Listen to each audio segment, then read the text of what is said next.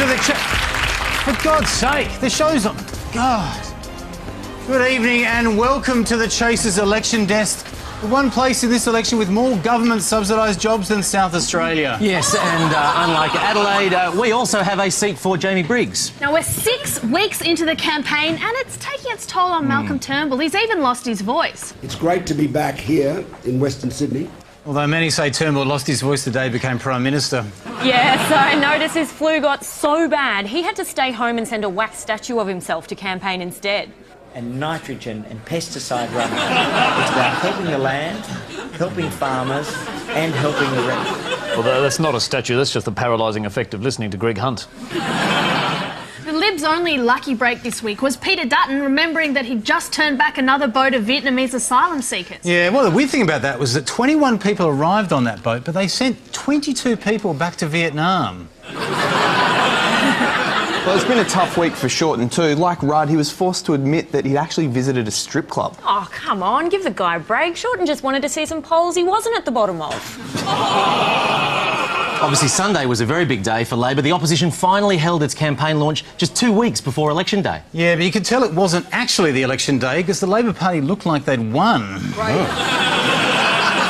Craig, it was a stirring scene. I mean, nothing unites Labor true believers like the launch of a cynical scare campaign. There it is, Save Medicare. Yeah, although I think this was Bill Shorten's real message, save me. Meanwhile, Turnbull was scathing about Labor's tactics with the elderly. They have been ringing older Australians in the evening, frightening them. Yeah, well, how else do you think they got Bob Hawke to record an ad? So, Zoe, who was the standout performer at the Labor launch for you? Well, for me it was Tanya Plibersek, Labor's deputy leader. She stole the show much in the same way as she stole my rat. And above me, there are 100 people in red shirts representing... Yeah, give that clap. They're representing more than 100 positive policies and the thousands of hours of work that went into them. Yeah, and I'm pretty sure it was on the 1000th hour that Labor came up with this game-changing, actual new policy, reducing admission fees to Questacon. Yeah, and I think I've actually got some footage of that 1000th hour here. I don't know, cheaper Questacon? Yeah, great, whatever, let's go. Wasn't it great, though, to see all the Labor icons, people like Julia Gillard, turning up at the launch? I mean, with Gough Whitlam gone, she's now officially the third least embarrassing Labor Prime Minister alive. Please welcome Julia Gillard. Yeah, and that was brave of Gillard to turn her back to Shorten. Last time she did that, she lost her job. Yeah, and look, Hawkey's there too, which is excellent. I mean, he's so popular. Absolutely. The reception he got, it reminded me of the excitement at Hawkey's campaign launch in 1983. Thousands of people turned out at the Sydney Opera House for Bob Hawke's big day. Yeah, by contrast, this was the scene when Bill Shorten's speech began.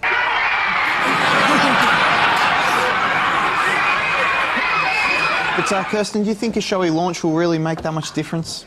No, in the end, voters will choose candidates with a clear record of achievement, like Liberal MP Louise Marcus here. What would you say is your biggest achievement as local member? Oh, that's a hard one to answer because so many achievements are, you know, so vital and important.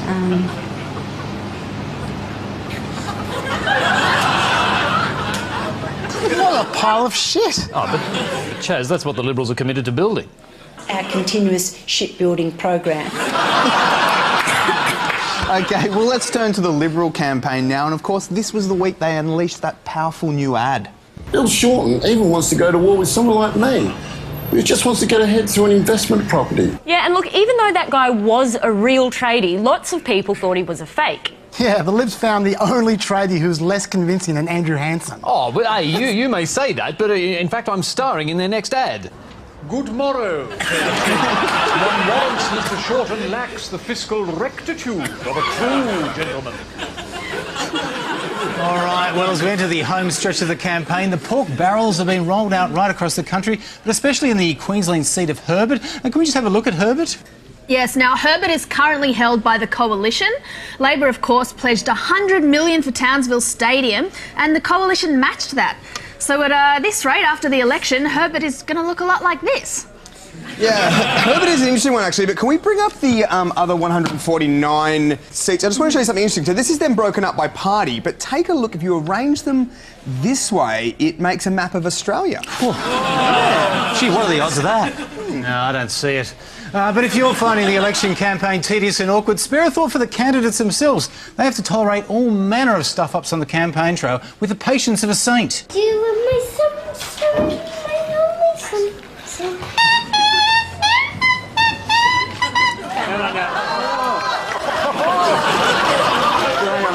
Yeah, that's right, Craig. To win votes, politicians have to be incredibly polite. And some voters can test your patience. We decided to test that patience, literally, by posing as the proud parents of a budding young musician, Isabella.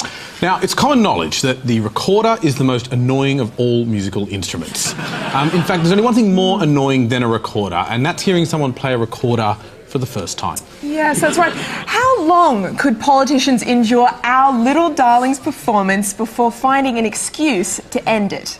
So we gave Isabella one instruction: don't stop playing until they stop you. So let's meet our first contender, Labor candidate for Bennelong, Lyndall Howison. Start the clock.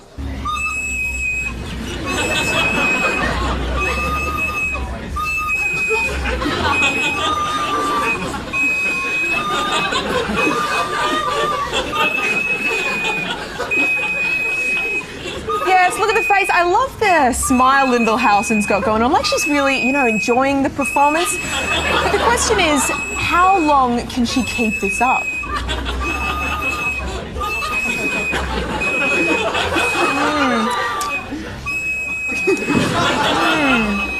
Okay, so her cheeks are already starting to drop and the smile is becoming a little bit more of a, you know, teeth clench. We'll check back in on Lyndall in a moment. But let's see how a more experienced candidate, Greens leader Richard Di Natale, fares. Yeah, I reckon Di Natale is questioning his party's support for live music right about now. Yeah, look, Senator Lee Rhiannon up the back, she loves it. She wants more of it.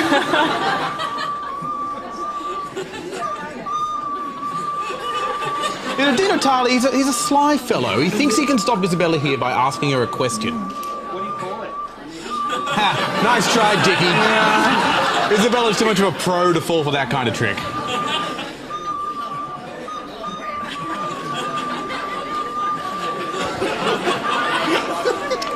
The old clapper-off strategy.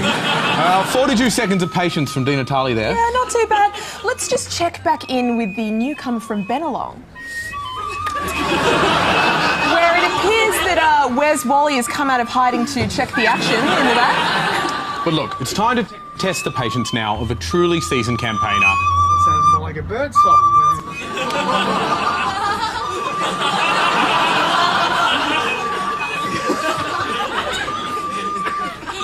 And he tries to stop her here.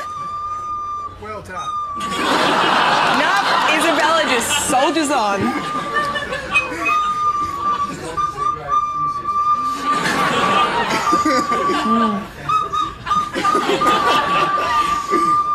Well?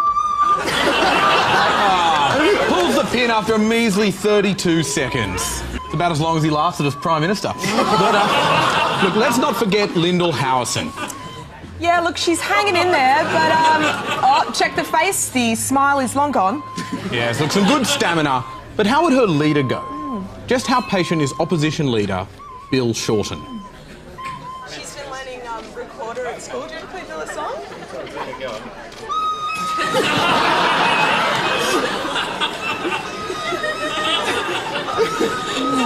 Oh, sure, it's all smiles now, Bill. How long do you reckon you can hold that smile?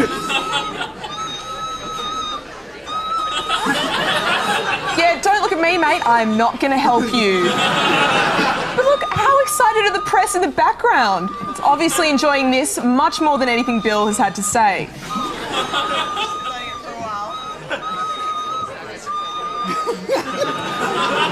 Now, there's some quick thinking by Bill here, because he thinks if he poses for a photo with Isabella, maybe she'll stop playing. Well, wrong again, Bill.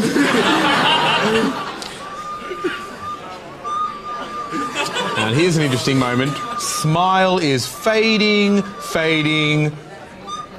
Gone.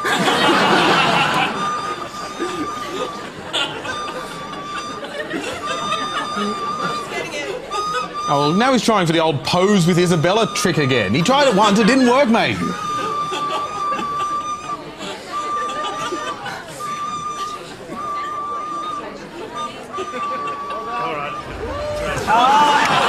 And Bill, he's wrapping it up at 1 minute and 14 seconds. Yeah, it's impressive patience from Isabella there, having to endure Bill Shorten for more than a minute. But look, let's check back in with Lyndall Howison, who is clearly never going to end this, so her volunteer had to come up and do it for her. It's 4 minutes and 21 seconds. And I think what we will remember most about Lyndall's effort is this picture, which shows the exact moment she began to question every decision that had led her to this moment. But congratulations, Lyndall. You are the most patient candidate.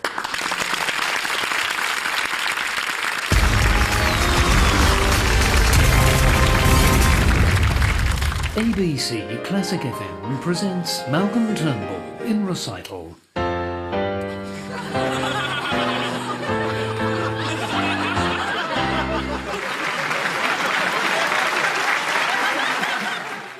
This election, Labor has promised 100 positive policies. We'll keep weekend penalty rates, make multinationals pay their fair share of tax. But thinking of 100 policies is really hard, and these kids were no help. So we've padded them out with some feel-good catchphrases that don't mean anything, like sharing economy. Is that even a policy, or are we just listing things that exist? Then there's some things that we've listed twice, like a tax cut for small business. And lowering the small business company tax rate. That's exactly the same thing. Did anyone even read these? Plus, we've jammed the word fair in as much as possible. There's keeping super fair and fairer income taxes for budget repair that is fair. So fair, we said it twice. We've also got some not very positive policies like repealing the new baby bonus. New parents will get positively screwed. So this election, vote for Bill Shorten and Labor. And our 100 policies, platitudes, double ups, and some shit we saw at a TED Talk. Because fair's fair. Fair. Great value on offer here today. Fair. The Safe Schools Debate. Real comments that are unintentionally homoerotic. It may be hip to be gay, but most of us don't want it shoved down our throats. This is fully Marxist bulldust, and we just have to suck on it. This is a subtle precedent that will come back to bite us all. It is a mild introduction to further intrusive involvement. Now, where's the sports section?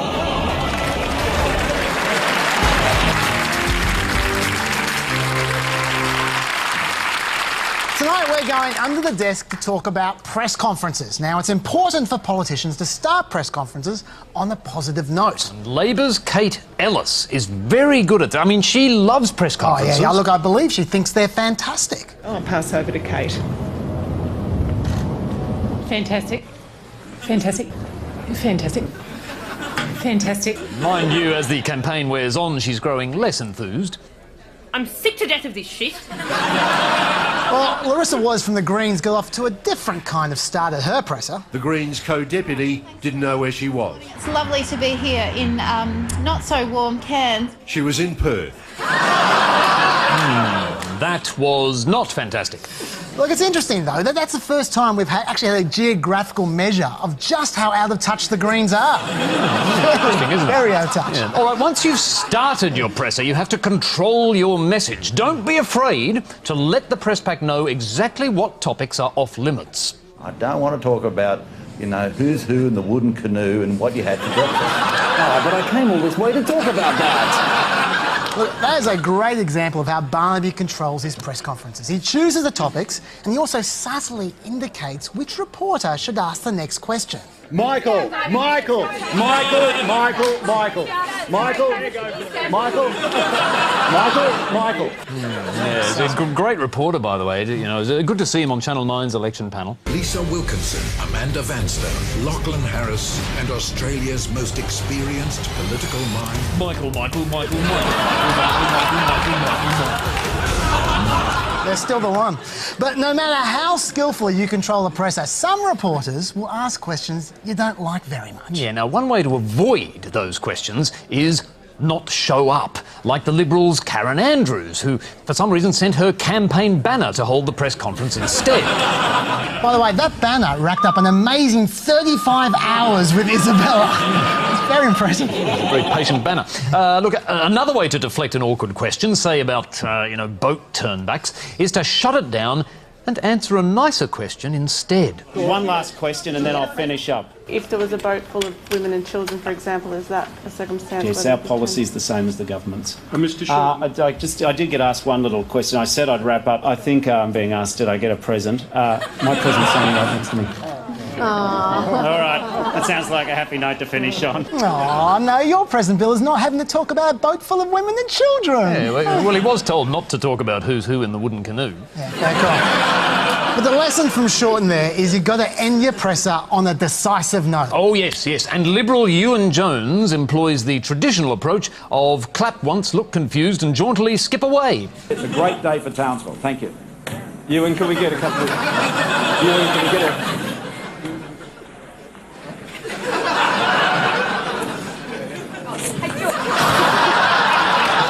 Elegant. And what did you think of that spectacular exit, Kate? Fantastic. Now, of course, location is crucial for a presser, but the obvious place, isn't always the best place, like holding a presser about roads next to a busy road. We're here today to make a very $6.6 million to upgrade the both road and public transport links between police stations. Also say that we are talking a lot. Yeah, tragic, though, to see poor old Ewan Jones exiting through that press conference. Labor.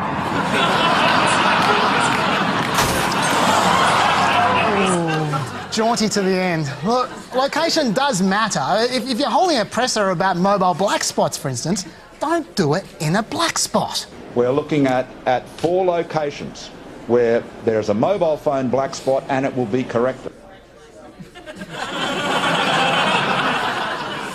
We have just lost our communication. Look, wherever you hold your press conference, you've got to always be aware of what's behind you. Mr. Jones, you say you're running a positive campaign, but have you seen the truck behind you? And it's not my truck. Now, this is someone's business that you're standing in front of. It says authorised by Ewan Jones. No, they've asked us to put it on, and I think it's a great idea. Oh, God, not even knowing what he's authorised. I mean, Ewan Jones is the worst candidate I've ever seen. Oh, that's a bit harsh. No, I'm just reading this campaign poster written and authorised by Ewan Jones. OK, mind you, that truck is better than standing in front of a green screen. Because when you stand in front of green, less responsible programs than ours can use graphics to get up to all kinds of mischief. This is a great service, it's a great concept, and I'm really proud to open it. Oh, hang on, there is no way Turnbull would stand in front of that booth. God, it'd be this booth.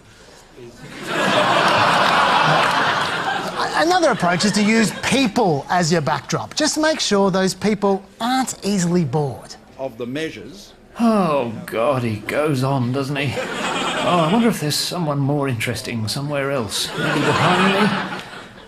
No, it's just steam. If I wanted hot air, I'd be listening to Turnbull. Oh, dear, it's been hours. My poor feet. Oh, left foot, right foot, left foot. God, could you strike him dead, please? Oh, there is no God. Yeah, rookie mistake.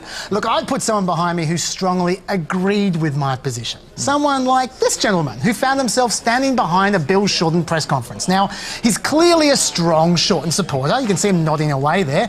You can see he's taking this election very seriously indeed. And he's becoming more and more persuaded by Shorten's rhetoric.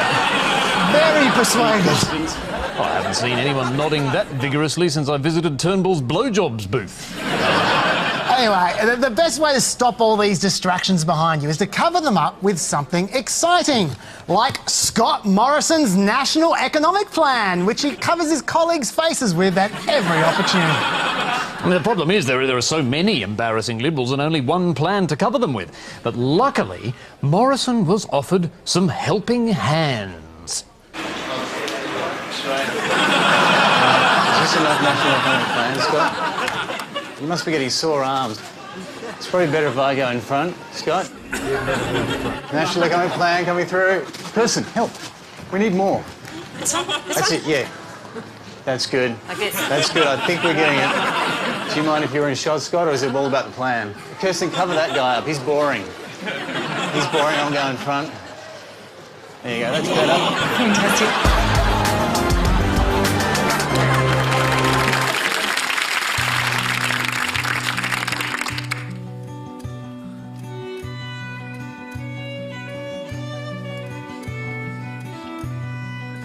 Yeah, when I got the news, I was pretty devastated, to say the least.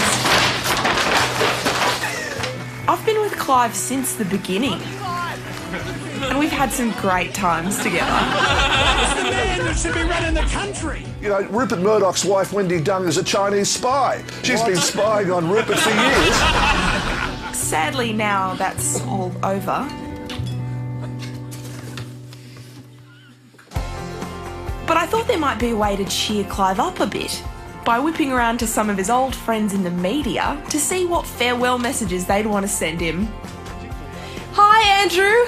Just wanted to see if you wanted me to write anything in Clive's goodbye card for you. Now, how this buffoon, and I'm being extremely polite, ever got into Parliament is both a mystery and a disgrace.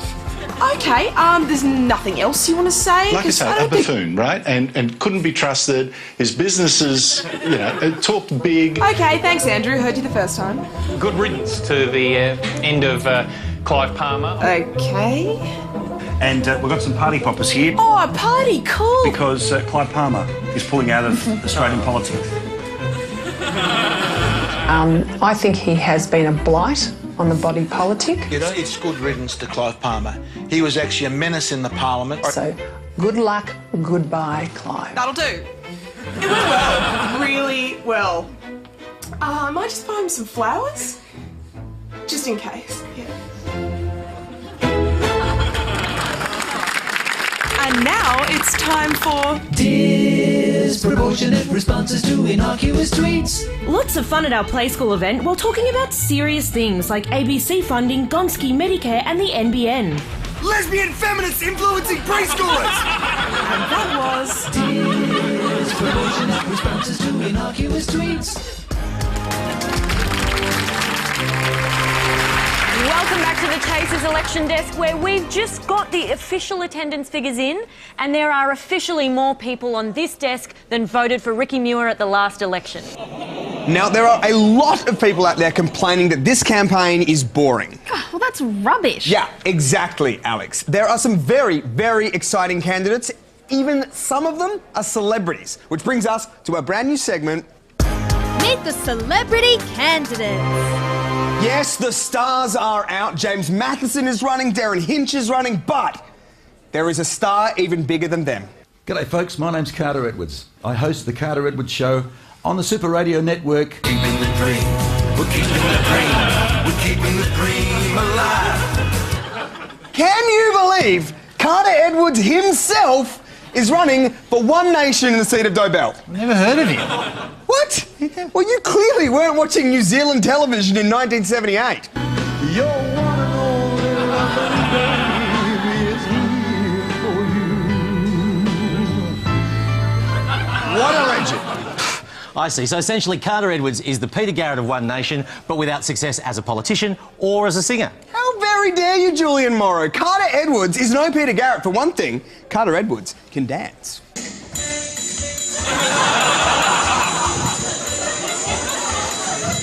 you, Ben, Carter Edwards is a can-do guy. He can climb any mountain, or, according to his YouTube videos, any set of stairs. Now, look, I know what you're thinking. 58 views, that's not great, but that's 58 different people who sat down and watched this man climb stairs. Woohoo, indeed! Oh, come on, that's just one set of stairs. That doesn't prove anything. Oh, contraire, Julian. I didn't say one set of stairs. I said any set of stairs. OK, now look at this one. So this one only has 41 views, and half of them were definitely us, but that's still maybe 20 people who looked at this video of Carter Edwards running up a set of stairs and pressed play.